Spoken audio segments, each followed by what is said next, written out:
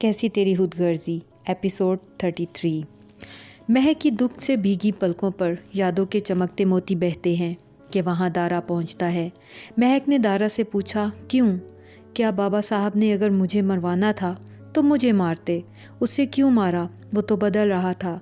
अगर शमशेर को कुछ भी हुआ तो मैं आपको नहीं छोड़ूंगी।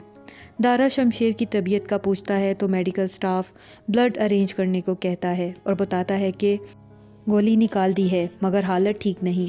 ज़िंदगी और मौत से लड़ता हुआ शमशेर। महक के माँ बाप हॉस्पिटल पहुंचकर उसे हौसला देते हैं, शमशेर के ठीक होने की उम्मीद दिलाते हैं कि बाबा साहब को देखकर महक गुस्से में पूछती है कि क्यों आए हैं आप यहाँ? आपकी वजह से शमशेर की ये हालत है, बाप नहीं हैं आप उसके। मुझसे नफ़रत में इतने आगे निकल गए कि अपने बेटे को ही मरवाना चाहा। मारे मुझे और मुतमईन कर लें अपनी झूठी अना को। अगर शमशेर को कुछ भी हुआ तो मैं तो क्या, उसकी औलाद भी आपको कभी माफ़ नहीं करेगी। ये सुनकर बाबा साहब हैरान रह जाते हैं। इतने में स्टाफ आता है और महक से कहता है कि आप शमशेर से मिल सकती हैं, और महक उसके पास चली जाती है। बाबा साहेब शमशेर का हाल पूछते हैं तो मेडिकल स्टाफ कहता है कि ब्लड बहुत बहने से उनकी हालत खतरे में है। महक शमशेर को पुकारती है और वो आंखें खोलता है। महक उसका हाथ अपने हाथ में लेती है कि शमशेर अपना मास्क उतार कर महक से पूछता है कि डर गई थी?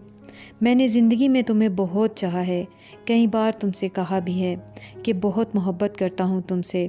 तुमने कभी नहीं कहा, एक बार कहो ना, सुनना चाहता हूँ। और महक कहती है, बहुत प्यार करती हूँ आपसे, बहुत ज़्यादा। शमशेर कहता है, फिर से कहो। फिर से महक कहती है, बहुत प्यार करती हूँ तुमसे शमशेर। और शमशेर फिर मौत की नींद सो जाता है। बाबा साहब ये देखकर शमशेर को देखते ही रह जाते हैं और वहाँ से चले जाते हैं। महक पत्थर बनी शमशेर को देखती रहती है। बाबा साहब दारा के पास बाहर आकर खड़े हो जाते हैं। दारा सहारा देना चाहता है मगर बाबा साहब हाथ पकड़कर पीछे कर देते हैं। महक के माँ बाप सवालिया नज़रों से देखते हैं। दारा समझ जाता है और फिर सब रोने लगते हैं और दारा बाबा साहब को हौसला देता है।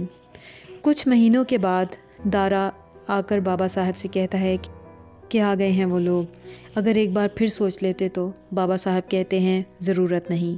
दारा कहता है, जैसी आपकी मर्ज़ी। बाबा साहब दारा को एक फ़ाइल देते हैं।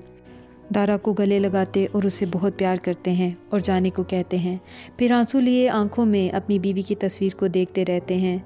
दारा को उसकी बीवी रोककर पूछती है कि बाबा साहब से बात हुई, क्या हुआ, क्यों अपने हाथ से सब कुछ बर्बाद कर देना चाहते हैं? दारा उसे कहता है कि अगर तुम्हें कोई दिक्कत है तो तुम अपने बाप के घर जा सकती हो। दारा बाहर आकर वो फ़ाइल वकील को थमा देता है और वकील कहता है कि अगर एक बार इकबाल जुर्म प्रेस कॉन्फ्रेंस के सामने कर दिया तो फिर कुछ नहीं हो सकता, एक बार फिर सोच लें। मगर दारा उन्हें प्रेस कॉन्फ्रेंस शुरू करने के लिए कहता है। बाबा साहब बेबसी और पछतावे का बुत बने अपनी बीवी की तस्वीर को देखते रहते हैं और अपने बेटे की बातें, अपनी बीवी की फरियाद याद करते हैं। वो प्यारे जो बाबा साहब की झूठी अना की भेंट चढ़ गए।